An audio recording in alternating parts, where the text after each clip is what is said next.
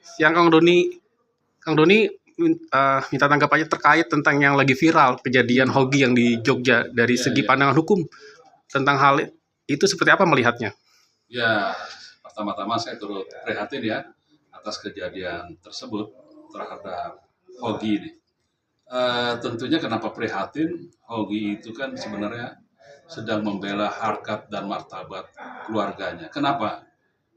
Istrinya dijamret depan suaminya, masa suami harus diam? Ya kan nggak mungkin. Pasti siapapun, jangankan suaminya, orang lain pun melihat orang dijamret, pasti emosi dikejar, pasti begitu. Nah, ini satu hal yang wajar, apalagi dia seorang suaminya ya. Nah, ini yang membuat emosinya tinggi. Masyarakat manapun melihat juga pasti emosi. Dikejar, ada kabur naik motor, apalagi kalau nggak salah dia ada menghujamkan pisau cutter. Nah, ini kan berarti ada ancaman juga. Nah, ini kan membahayakan korban. Gitu. Akhirnya lari, dikejar kan.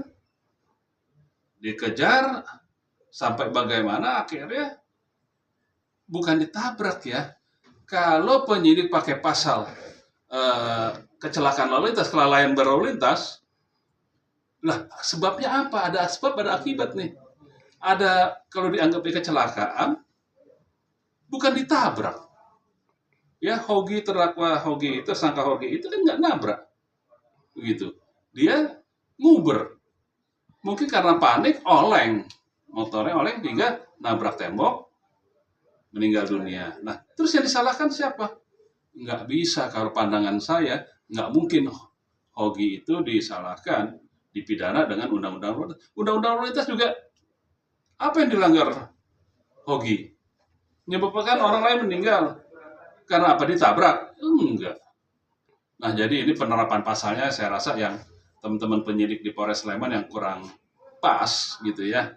Apalagi saya mendengar dari waktu RDP, masa hanya keterangan ahli dia dijadikan tersangka dengan undang-undang lalu lintas.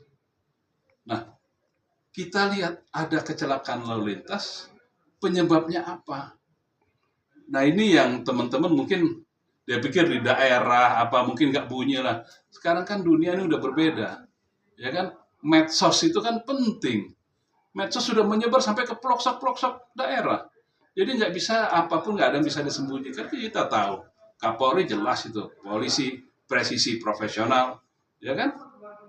Nah, itu yang harus ditingkatkan. Nih kita harus, teman-teman di daerah-daerah, terutama yang di daerah-daerah terpencil, jangan menganggap masyarakat itu nggak tahu hukum, jangan menganggap masyarakat itu buta hukum gitu. Mereka ada medsos itu semua jadi melek, jadi sadar hukum.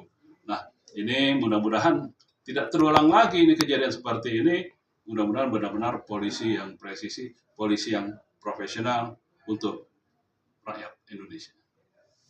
Kang, ini bisa dikatakan polisi salah menerapkan pasal ya terhadap Hogi menjadi tersangka, dan itu akhirnya membuat Hogi kan juga merasa, kok saya melakukan untuk membela istriku, kenapa tetap menjadi tersangka, dan ini menjadi pertanyaan yang akhirnya terjawab sudah dengan pernyataan dari Kapolres sendiri ya. Ya itu penerapan pasalnya jelas salah. Ketika kan kita semua masyarakat juga nggak tahu, ketika dibuka di dalam RDP Komisi 3 baru terbuka lah, ternyata penerapan pasalnya Undang-Undang Lalu Lintas, kelalaian berkendara mengakibatkan orang meninggal dunia. Nah, enggak lalai kok, emang diuber karena ada kejadian tidak pidana kok. Gitu. Nah, ini tentunya sekali lagi juga terus masyarakat bisa peduli terhadap kejahatan. Jangankan keluarganya, tapi masyarakat umum juga harus peduli, gitu, membantu.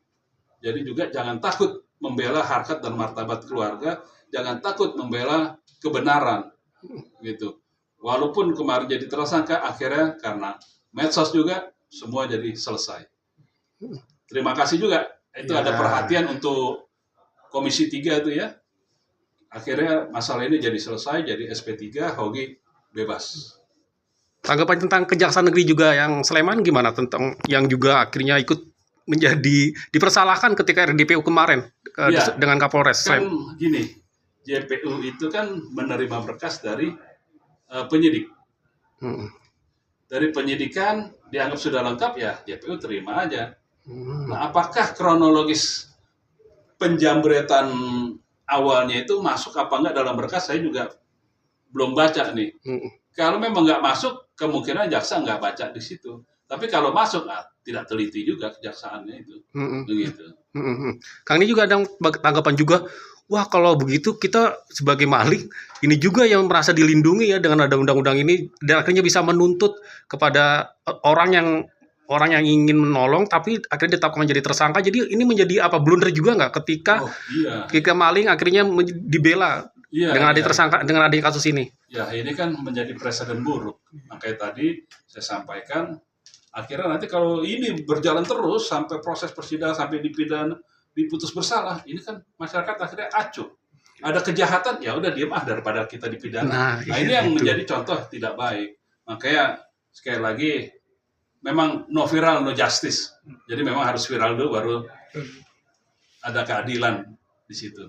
Dan kakinya si Hogi kan juga dikasih GPS juga tuh ketika melakukan kesalahan itu, oleh pihak polisi diberi kakinya dikasih GPS untuk bisa melacak beradanya dia. Itu apakah menurut Kang Doni dari kacamata hukum pantas diperlakukan seperti itu? Iya, enggak lah. Saya nggak tahu ada apa ini dengan penyidiknya ya, gitu loh. Nah, lucunya lagi nih, penjambretnya kok bisa pakai pengacara? Iya, itu. Ini yang jadi dipertanyakan juga. Dan menuntut juga untuk ganti rugi. Ada apa sebenarnya di balik itu semua nih? Pengacara bisa ada di pihak penjambret. Hebat sekali pengacara bisa bela penjambret. Udah jelas-jelas mereka melakukan tindak kejahatan. Betul. Kenapa harus bela gitu kan, Pak? Iya. Nah, itu yang saya juga menyayangkan. Loh, ini kan korbannya juga meninggal, terus kenapa? Ini ada apa nih? Kalau nggak salah ada minta kompensasi lah supaya damai. Nah, ini kan banyak dugaan, jadi masyarakat juga berasumsi nih. Ini perkaranya kemana arahnya, tujuannya nih? Mau nyari duit kah? Ya keluarga korban, keluarga penjambretnya, saya bilang bukan korban dia, orang dia penjambret kok, gitu loh.